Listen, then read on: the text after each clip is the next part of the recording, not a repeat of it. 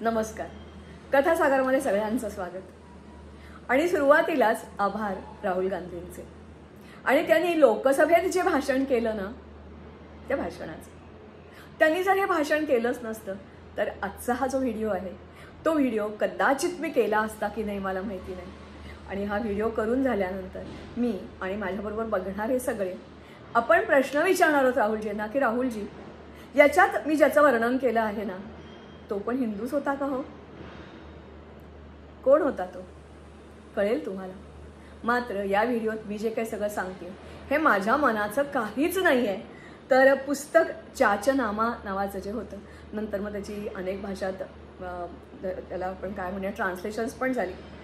आणि अलबरुनी नावाचा जो परदेशी प्रवासी होता त्यांनी वर्णन जे केलेलं आहे, त्यांनी जे लिहून ठेवलेलं आहे आणि अनेक जे किस्से आहेत त्याच्या आधारे मी हा व्हिडिओ आज बनवते.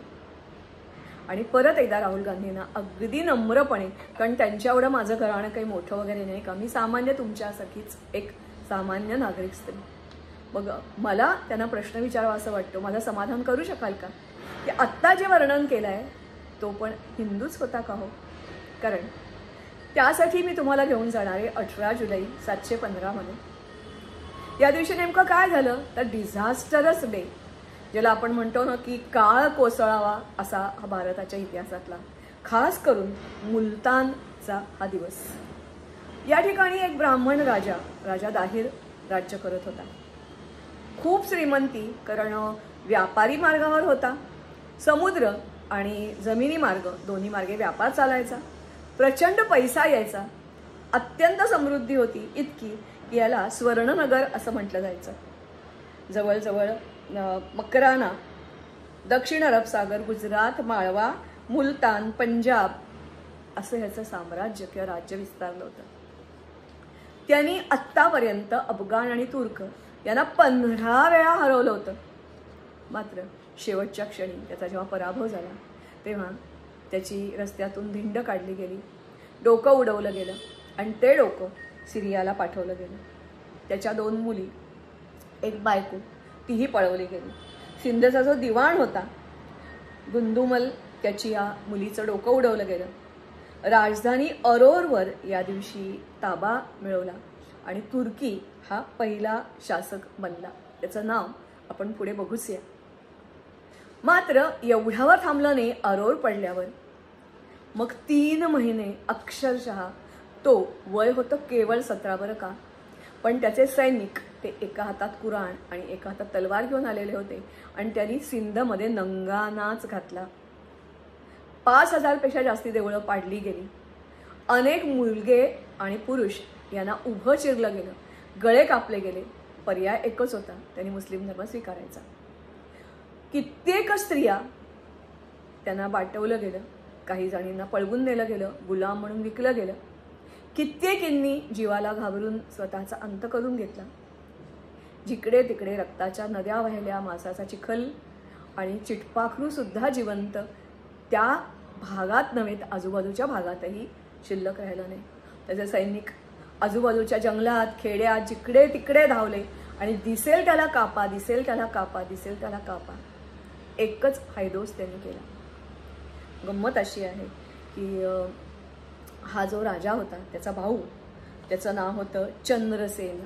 त्यांनी बुद्ध धर्म स्वीकारला होता.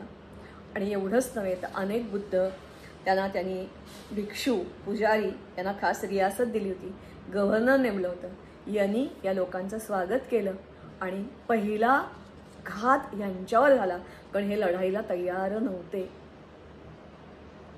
अर्थातच अलबरुनी असं म्हणतो, जो जेमतेम 100-200 वर्षांनी भारतात आला या चाचनामा लिहिल्यानंतरच्या काळामध्ये, तेव्हा तसं म्हटलेलं आहे की ह्या सिंधमध्ये, त्यावेळचा सिंध म्हणजे मुलतान भागामध्ये एकही बुद्ध जिवंत नव्हता.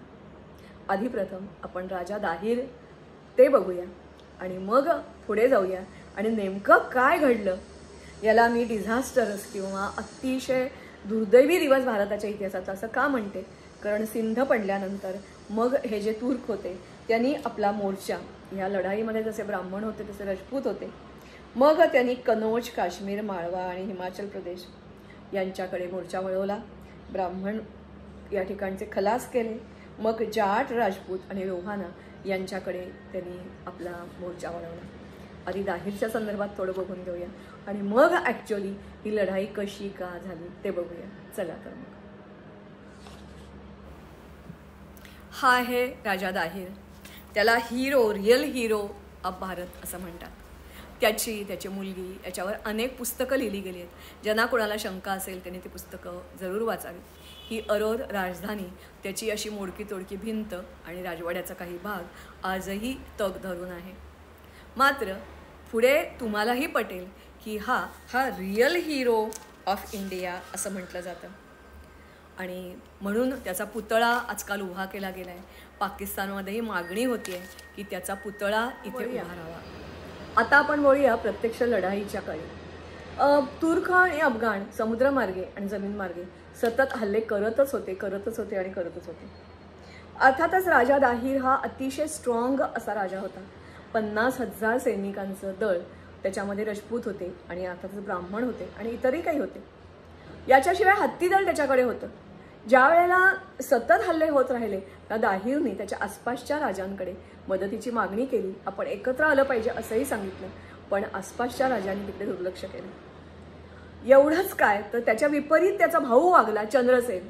त्यांनी बुद्ध धर्म स्वीकारला, अहिंसा प्रिय, आणि मग त्यांनी अनेक लोकांना बुद्ध धर्माची दीक्षा दिली. अनेक बुद्ध भिक्षू आणि अर्थातच जे पुजारी होते त्यांना खास रियासती दिल्या. त्यांना गव्हर्नर म्हणून नेमलं आणि ह्या सगळ्यांनी सांगितलं आम्हाला काय कोणी सारखंच. उलट इस्लाम हा शांतीचा प्रसार करणारा आहे तर आम्ही त्याचं स्वागत करतो. मग 1-2 नव्हे तर निरोनकोट, निवस्वान, नेरून, सिविस्तान, सिसम, नजहारा, काकाकोलम या सगळ्या ठिकाणी लढाई न होता त्यांनी ते किल्ले किंवा आपल्या ज्या काही जहागिरी होत्या त्या सुपूर्द केल्या. अर्थात याची किंमत त्यांना चुकवावी लागली. लगेचच त्यांची चक्क सरसकट कत्तल केली गेली आणि सुरुवातीला म्हटल्याप्रमाणे जेव्हा अलवरुदी त्या ठिकाणी आला काही वर्षांनी तेव्हा त्या भागामध्ये त्याला एकही बुद्ध सापडला नाही. कारण ते लढाई करायची, प्रतिकार करायचा हेच विसरून गेले होते. अर्थातच ही जी लढाई झाली ती टप्प्याटप्प्यात पुढे येत होती. जवळजवळ 4 वर्ष हे अभियान सुरू होतं. एक मोठं मंदिर त्या ठिकाणी होतं. सिंधू नदी आणि समुद्र याच्या मधोमध्ये देवल या ठिकाणी. या मंदिरावर एक ध्वजा फडकत असे आणि ही ध्वजा जोपर्यंत फडकत राहिली तोपर्यंत सिद्ध किंवा मुलतान त्यावेळेचं हे पडणार नाही, त्याचा पराभव होणार नाही असा लोकांचा विश्वास होता. अर्थातच ही माहिती कोणीतरी या बुद्ध लोकांनी, कारण ते मूळचे पर्वे हिंदूच होते ना, त्यांनी कोणीतरी याला पुरवली आणि मी कासिमने लक्ष केलं तो झेंडा. अर्थातच पहिल्यांदा मगाशी म्हटल्याप्रमाणे देवळ जे शहर होतं त्याच्या रक्षणासाठी जवळजवळ 4,000 राजपूत होते, 3,000 ब्राह्मण होते. या सगळ्यांची हत्या केली गेली, कत्तल केली गेली. स्त्रियांना पळवलं गेलं, मुलांना, पुरुषांना, लहान सैनिक नव्हते अशा नागरिकांना सुद्धा उभं चिरलं गेलं, या मुंडकी उडवली गेली आणि मग तिथे रक्ताचा खच पाडल्यानंतर, प्रेतांचा खच पाडल्यानंतर हत्तीकडे त्यांनी लक्ष वळवलं. हत्तीवर पडते जळते पलिते फेकायला सुरुवात केली. हत्ती गांगरले, आपल्या सेनेला आपल्या पायाखालती चिरडायला लागले. मग आणखीन पुढे नेऊन आता हा जो भाग आहे तो पाकिस्तानच्या हैदराबादमध्ये येतो. इथे पण बुद्धांनी स्वागत केलं आणि अख्खाच्या अख्खा भाग त्यांना विना लढाई देऊन टाकला. रिओरला मात्र खरी लढाई झाली आणि या लढाईमध्ये अर्थातच घमासान युद्धामध्ये राजा दाहिर मारला गेला. त्याच्या हत्तीवर तो बसलेला होता, त्याच्यावर हत्तीवर पलिता फेकला गेला. राजा दाहिर त्याचा तोल गेला, पडल्यावर तो पुन्हा सावरला. या ठिकाणी हे सगळं होत असताना त्याला असा सल्ला दिला गेला की तुम्ही तुमचा जीव घेऊन वाचवा, कारण तुम्ही वाचलात तर राजा वाचला तर राज्य वाचेल. तेव्हा त्यांनी उत्तर दिलं की जे लिहिलेलं आहे, नमूद केलेलं आहे, त्यांनी असं म्हटलं, मैं आपके और अरब सेना के बीच में एक दीवार हूँ. अगर मैं गिर जाऊं, मैं हार जाऊं तो उनके हाथों आपकी बर्बादी कोई रोक नहीं पाएगा. मग त्याला सांगितलं गेलं किमान तुमच्या कुटुंबीय जे आहेत त्यांना तरी तुम्ही सेफ जागी घेऊन जा. त्याच्यावर तो परत म्हणाला, जब तक मेरे ठाकुर और सैनिक परिवार यहाँ है तब तक मेरा परिवार सुरक्षित जगह मैं नहीं भेज सकता. असं म्हणणारा हा राजा. जेव्हा त्याला पुन्हा विनंती केली गेली, कारण तो आता जखमी झालेला होता अशा वेळेला एकच झालं, त्याचा जो मुलगा होता तो मुलगा आणि त्याची राजा दाहिरची एक पत्नी ही पळून ब्राह्मणाबाद नावाचं एक गाव होतं, तिकडे जयसिंह ह्या असं नाव होतं, तिकडे निघून गेले. कारण ब्राह्मणाबाद ही सिटी मोठी सिटी होती त्या काळची, तिचं रक्षण करण्यासाठी हे त्या ठिकाणी गेले.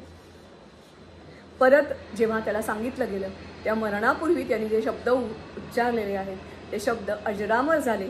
तो असं म्हणतो, मी अरबांना खुल्या लढाईत भेटणार आहे आणि माझ्याकडून शक्य तितके मी त्यांच्याशी लढणार आहे. जर मी त्यांना चिरडले तर माझे राज्य मजबूत होईल, पण जर मला सन्मानपूर्वक मारले गेले तर ही घटना नोंदवली जाईल.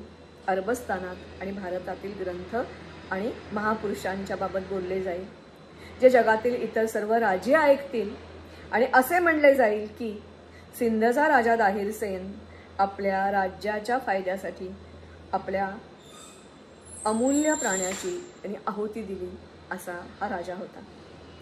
अर्थातच मुलतान याला हाऊस ऑफ गॉड्स असं म्हटलं जातं. सूर्य ही यांची उपासना देवता होती, भक्ती देवता होती. सूर्याचं प्रचंड मंदिर होतं, त्याच्यात सोन्याची मूर्ती होती. त्याच्यानंतर कृष्णाचा मुलगा जो सांबा त्यांनी ते बांधलं होतं. या शिवमंदिराचे अवशेष हे आजही थोडेफार विखुरलेले दिसतात. बुद्ध स्तूप होते, हे सगळं बर्बाद केलं गेलं आणि त्या ठिकाणी मशिदी बांधल्या गेल्या. काही ठिकाणी रक्तचंदनाच्या मूर्ती होत्या, त्या जाळल्या गेल्या. प्रल्हादपूर सगळ्यांना तुम्हाला माहिती आहे, फक्त प्रल्हादाची हिरण्यकश्यपू याचं हे राज्य होतं. प्रल्हादपूर इथे टेम्पल होतं नरसिंह अवताराचं. सूरजकुंड नावाचं एक मोठं कुंड होतं आणि टोटला माईचं एक अत्यंत मोठं अशा प्रकारचं मंदिर होतं. ही सगळी मंदिरं नेस्तनाबूत झाली. मला वाटते तुम्हाला मिळाली तर ही पुस्तकं तुम्ही जरूर वाचा.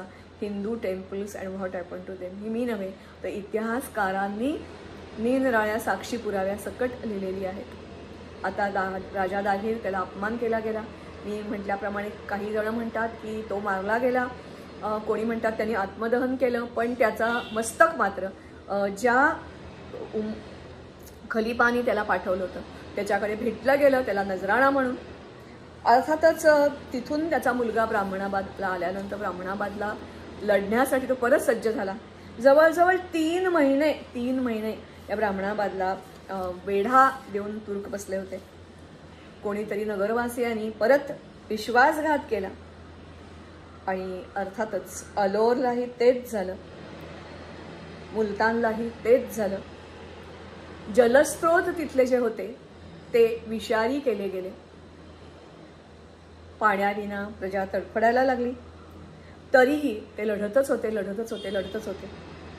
दाहिरची एक लाडी नावाची पत्नी सूर्यादेवी आणि परमल देवी यांना पळवलं गेलं. अर्थात खलिफाला देण्यासाठी, त्याचा निकाल लावण्यासाठी. त्यांनी धडा कसा शिकवला ही अतिशय वेगळी गोष्ट आहे. मी पूर्वी एकदा माझ्या ह्याच्यावर यूट्यूबवर सांगितली होती, जरूर ऐका. बसारा इथे त्यांना पाठवलं गेलं. अलोरला जो सामना झाला तोही असाच होता. घमासान लढाई असं म्हटलं जातं. आणि याही ठिकाणी मग पाणी नाही, आत्मसमर्पण केलं. आत्मसमर्पण केल्यानंतर अभय देणं हा आपल्या लढाईतला जो मूळ गाभा असतो तो यांच्याकडे नव्हताच. मुळी त्यांना फक्त आणि फक्त कत्तल माहिती होती. एकच पर्याय होता, इस्लाम स्वीकारा, नाहीतर मृत्यूला तयार व्हा. सगळ्यांनी मृत्यू स्वीकारला आणि अक्षरशः गावामध्ये चिटपाखरूसुद्धा जिवंत राहिलं नाही. मग या मुलतानला स्वर्णनगर असं म्हणतात. ही स्वर्णनगरी रक्तरंजित अशी झाली.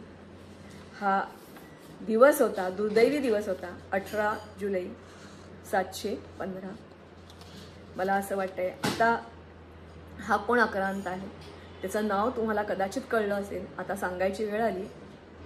मोहम्मद बिन कासिम, वय वर्ष 17. ही एक नव्हे तर गेली काही वर्ष मी फॉरगॉटन किंग्स आणि किंगडमचा शोध घेताना असे अनेक किस्से राजे मला मिळाले आणि म्हणून मला हे सगळं आठवलं राहुल गांधींचं विधान ऐकताना आणि त्यांना प्रश्न विचारावा असा वाटला. अतिशय नम्रपणे कोणताही काय म्हणूया आविर्भाव न आणता मी ज्ञानी आहे, माहिती आहे असं नाही. कारण माझी ही सगळी माहिती मी जमा केलेली पुस्तकं, मराठीमध्ये लिटरेचर उपलब्ध नाही पण इंग्लिशमध्ये अशी अनेक पुस्तकं आहेत, सॅफ्रन सॉल्ट वगैरे वगैरे वगैरे. आणि त्याच्याशिवाय चाचनामा आणि अल्बरुनी यांनी जे दाखले दिलेले आहेत, इतिहासकारांनी जे संशोधन केलेलं आहे त्याच्या आधारे मी बोलते. मला प्रश्न विचारायच्याऐवजी ज्यांना कोणाला शंका असेल त्यांनी हे वाङ्मय वाचावं. आता हा सगळा जो भाग आहे मुलतान हा अर्थातच पाकिस्तानामध्ये येतो. जे उरले तिथले आत्ता जे तिथले सिंध प्रांतामध्ये आहेत त्याला असं म्हटलं जातं की ते सगळे ह्या दाहिरचे वंशज आहेत. म्हणजे तिथे जे कोणी वाचले असतील ते तिथे असतील. त्याच्यातले जे काही उरले होते ते उरलेले सुद्धा मग नंतर फाळणीनंतर भारतामध्ये आले. आमच्या पार्ल्यामध्ये अशी काही सिंधी लोकांची दुकानं आहेत बरं का. एक चप्पल बूटचं आहे, एक घड्याळ रिपेअर करणार आहे. माझी पार्ल्यामध्ये सगळ्यांशीच छान रिलेशन, ज्याला आपण म्हणतो एक प्रकारचं छान नातं जमलेलं आहे. त्यांना मी जेव्हा विचारलं राजा दाहिर माहिती आहे का तुम्हाला, किंवा परिमला आणखीन सूर्यादेवीची गोष्ट माहिती आहे का, तर दुर्दैवाची गोष्ट अशी होती की त्यांनाही ते माहिती नव्हतं. त्यांना मी ती गोष्ट पाठवली. मात्र ही गोष्ट म्हणण्यापेक्षा ही दुर्दैवी कहाणी आपलीच माणसं आपल्याच माणसांना कसा विश्वासघात करतात, कसा विश्वास ठेवतात दुसऱ्यावर. म्हणजे आत्ता जे निवडणुकीचे निकाल आलेले आहेत त्या निकालाचं विश्लेषण मी करायची गरज नाही, तुम्ही बघताय. म्हणजे जे कोणी या लोकांच्या मतावर निवडून आलेले आहेत ना त्यांना पण ही धोक्याची घंटा आहे. जे त्या ठिकाणी स्वागत करणाऱ्या बुद्धांचं झालं त्यांचं उद्या होणार नाही कशावरून.